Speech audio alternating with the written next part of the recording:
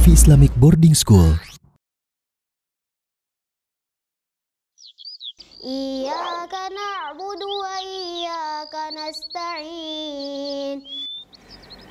Bismillahirrahmanirrahim. Assalamualaikum warahmatullahi wabarakatuh. Para pemirsa Al-Wafi TV yang semoga dirahmati oleh Allah Subhanahu wa taala. Alhamdulillah wa sallallahu wasallam wa baraka ala abdihi wa rasulihi Muhammad wa ala alihi wa sahbihi wa man tabi'ahum bi ihsanin ila yaumiddin wa ba'du. Ana Abdullah. Alhamdulillah kita dapat bertemu kembali dalam acara Ana Abdullah. Pada kesempatan kali ini kita akan meneruskan pembahasan kita sesuai dengan pembahasan yang sebelumnya, yaitu tentang dua sifat Allah Subhanahu wa taala. Yang mana pada pembahasan sebelumnya kita membahas tentang sifat asal Allah Subhanahu wa taala, yaitu sifat Ar-Rahmah, penuh dengan kasih sayang. Pada kesempatan kali ini insya Allah kita akan membahas tentang sifat Allah yang kedua, yaitu Al-Ghadab, yaitu murka Allah Subhanahu wa taala. Nah, Allah Subhanahu wa taala memiliki sifat asal rahmat dan kasih sayang. Akan tetapi apabila Allah Subhanahu wa taala murka kepada seorang hamba, maka murka Allah Subhanahu wa taala begitu pedih. Allah Subhanahu wa taala berfirman, "Inna batsya rabbika lasyadid." Sesungguhnya murka Rabbmu amat sangatlah pedih. Nah, dan apabila Allah Subhanahu wa taala membenci suatu hamba, murka kepada seorang hamba, maka seluruh makhluk juga akan murka kepada hamba tersebut. Perhatikan di surat Al-Fatihah yang selalu kita baca. Ketika Allah Subhanahu wa taala berfirman, "Ghairil maghdubi 'alaihim", dengan sirah jama'. Jama' artinya banyak ya. Padahal sebelumnya Allah Subhanahu wa taala berfirman, "Siratal ladzina an'amta 'alaihim", dengan mufrad. Mengapa? Karena apabila Allah Subhanahu wa taala murka kepada seorang hamba, seluruh makhluk juga akan murka kepada hamba tersebut. Wal iyadu billah. Nah, seluruh makhluk, manusia, jin, bahkan hewan. Ya, salah seorang salaf pernah berkata, "Wallahi inni la a'rifu athara ma'siyati idza taghayyarat akhlaqu dabbati wa zawjati." Demi Allah, aku tahu, aku sadar dampak dari maksiat terhadap diriku ketika aku melihat perubahan sikap dari istri dan binatang tungganganku. Nah, bahkan binatang tunggangan pun akan terkena efek dari murka Allah Subhanahu wa taala. Subhanallah. Terdapat orang yang lebih hina lagi, sikap yang lebih hina dari itu, yaitu adalah orang-orang waliyadzubillah ya. Mereka mencari perhatian dari para manusia, akan tetapi mereka mengorbankan murka Allah Subhanahu wa taala. Ini yang paling hina. Rasulullah sallallahu alaihi wasallam bersabda, "Wa manil tamasa ridwan nas bi sakhatillah." Barang siapa yang mencari ridhonya para manusia dengan murkanya Allah. Jadi ia mencari perhatian manusia, tapi Allah murka kepadanya. Apa yang terjadi? Sakhitallahu alaihi wa askhatan nas alaihi. Allah akan murka kepadanya dan akan menjadikan manusia murka kepadanya. Nah, karena hati-hati para manusia itu berada di tangan Allah Subhanahu wa taala. Jamaah Al-Wafi TV yang semoga dirahmati oleh Allah Subhanahu wa taala, perlu kita ketahui bahwa murkanya Allah Subhanahu wa taala itu berbeda dari murka para makhluk. Ketika Allah Subhanahu wa taala murka kepada seorang hamba, maka Allah Subhanahu wa taala tidak langsung mengadabnya.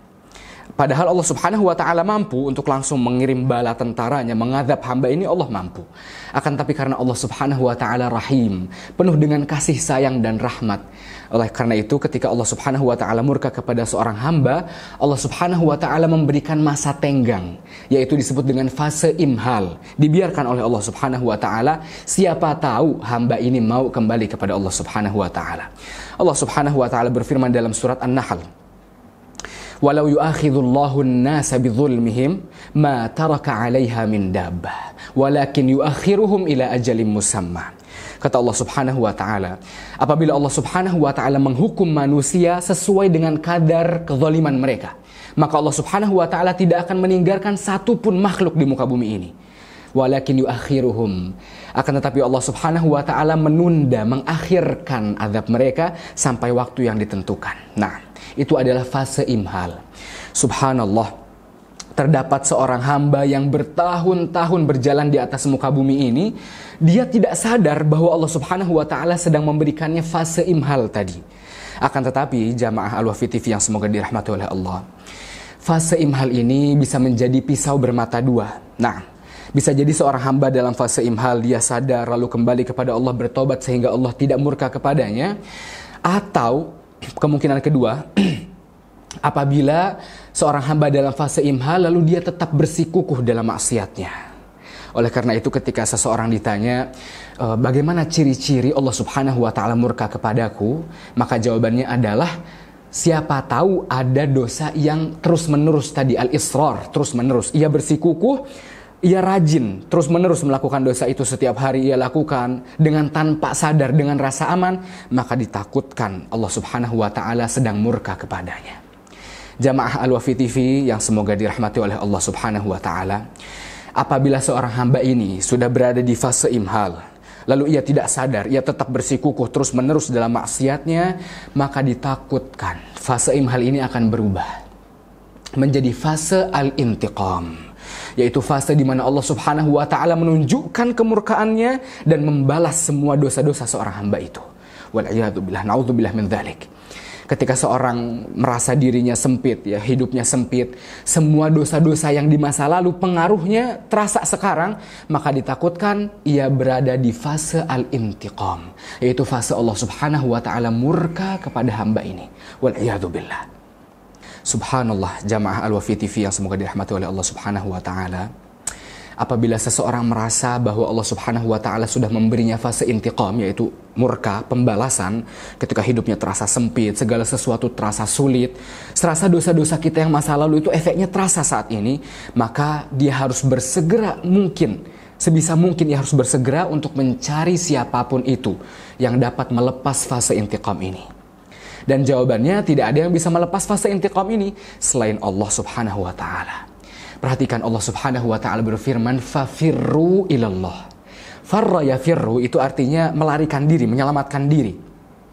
Arti dari fafirru ilallah, selamatkanlah diri kalian kepada Allah. Subhanallah. Segala sesuatu kita menyelamatkan diri darinya.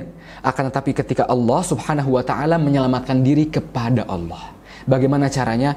Langsung segera mungkin kita melakukan hal-hal yang dapat mendatangi rahmat Allah Subhanahu wa taala. Atau kita berdoa kepada Allah Subhanahu wa taala. Karena Allah Subhanahu wa taala berfirman, wa idza sa'alaka 'ibadi 'anni fa inni qarib. Apabila hambaku bertanya tentangku, maka aku dekat. Ujibu da'watad da'i idza da'an. Aku menjawab dakwahnya, doa dari seorang yang berdoa apabila ia berdoa untuk kepada aku, kata Allah Subhanahu wa taala. Allah Subhanahu wa taala berfirman, ud'uni astajib lakum. Doalah kepadaku, maka niscaya aku akan mengijabahi doa kalian. Subhanallah. Jamaah Al-Wafi TV yang semoga dirahmati oleh Allah Subhanahu wa taala. Bahkan apabila seorang hamba sudah sadar bahwa Allah Subhanahu wa taala sedang murka kepadanya dan ia tidak berdoa kepada Allah Subhanahu wa taala, bisa jadi Allah Subhanahu wa taala akan semakin murka kepadanya. Rasulullah sallallahu alaihi wasallam bersabda, "Man lam yas'alillah ghadiballahu alaihi." Barang siapa yang tidak meminta berdoa kepada Allah, maka Allah akan murka kepadanya. Mengapa? Karena ketika seorang hamba tidak mau mengakui Allah Subhanahu wa taala, maka dia tidak akan berdoa. Sebaliknya, ketika seorang hamba mengakui Allah Subhanahu wa taala adalah Rabb-nya, penciptanya, tempat berlindungnya, maka ia akan berdoa kepada Allah Subhanahu wa taala. Jamaah Al-Wafi TV yang semoga dirahmati oleh Allah Subhanahu wa taala. Fase intiqam ini luar biasa. Ketika seorang hamba dalam fase intiqam, bahkan dosa kecil yang ia lakukan bisa jadi menjadi dosa yang besar. Sebagaimana jasad kita ketika dalam fata morgana terlihat sangat besar, ya, begitu juga dosa-dosa kecil kita akan dianggap besar oleh Allah Subhanahu wa taala dalam fase intiqam tadi. Makanya harus hati-hati, jangan sampai Allah Subhanahu wa taala murka kepada kita. Ya, oleh karena itu ada kabar gembira untuk kita semua. Ketika Allah Subhanahu wa taala murka kepada seorang hamba, Allah Subhanahu wa taala itu sangat mudah meridhoi hambanya. Iya. Allah cepat untuk meridhoi hambanya, Allah cepat untuk mengampuni hambanya. Iya, Allah cepat. Oleh karena itu, segera mungkin ketika kita merasakan efek dari dosa kita, pertama kita bertobat kepada Allah dengan taubatan nasuha, dengan taubat yang sejujur-jujurnya. Lalu yang kedua, kita lakukan apapun itu yang dapat mendatangkan atau dapat meredakan murka Allah Subhanahu wa taala. Rasulullah sallallahu alaihi wasallam bersabda, "Shadaqatus sir tutfi'u ghadabar Rabb." Sedekah secara sembunyi-sembunyi akan meredakan murkanya Allah Subhanahu wa taala. Subhanallah. Segera doa, segera kembali kepada Allah Subhanahu wa taala. Selanjutnya, ketika kita merasa bahwa Allah Subhanahu wa taala murka kepada kita, Allah Subhanahu wa taala berfirman dalam hadis qudsi atau Rasulullah sallallahu alaihi wasallam bersabda, "Innallaha yabsutu yadahu bil-lail liyatuba musii'an nahar." Allah Subhanahu wa taala membuka tangannya pada malam hari untuk menerima taubat orang-orang yang berbuat kesalahan pada siang hari. Wa yabsutu yadahu bin-nahar liyatuba musii'al lail. Dan Allah Subhanahu wa taala membuka tangannya pada siang hari agar menerima taubat orang-orang yang berbuat buruk pada malam hari. Nah, Allah Subhanahu wa taala tidak ingin kita masuk neraka. Allah Subhanahu wa taala berfirman, yuridullahu an yatuba alaikum. Allah Subhanahu wa taala ingin memberikan ampunan untuk kalian. Oleh karena itu segera mencari jalan keluar untuk kita bebas dari murka Allah Subhanahu wa taala. Semoga Allah Subhanahu wa taala mengampuni dosa-dosa kita dan kita dihindarkan dari murka Allah Subhanahu wa taala. Dan semoga kita diberikan rizki anugerah untuk bertaubat secara tulus sebelum Allah Subhanahu wa taala mengambil nyawa kita. Barakallahu fikum. Wassalamualaikum warahmatullahi wabarakatuh.